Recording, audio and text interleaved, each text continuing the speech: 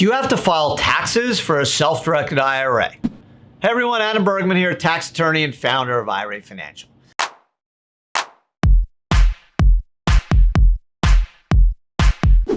So in general, when you invest and make a self-directed IRA investment with a IRA, a Roth IRA, a SEP IRA, or simple IRA, in most cases, there will be no taxes, meaning the income is tax deferred. All the income, the gains, the royalties, rental income, capital gains, dividend, interest, they'll flow back to the IRA and Roth IRA without tax. And generally, in most cases, you will not have to report any of that income or gains on your 1040.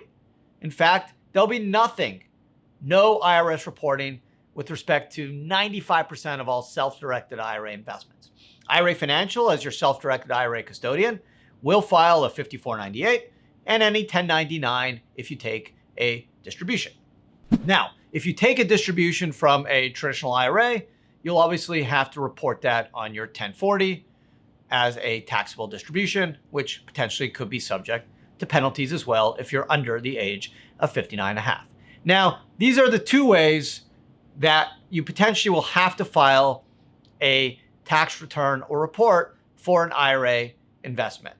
Number one, UBIT, unrelated business income tax. If your IRA does one of the following three things and generates in excess of $1,000 of net income, you'll have to file a 990T tax return.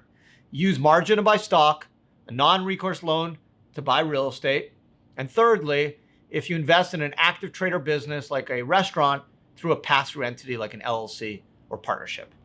Now, there's exemption for a C Corp. If your IRA invests in a C Corp, you won't trigger this UBIT tax. The UBIT tax can go up to 37%.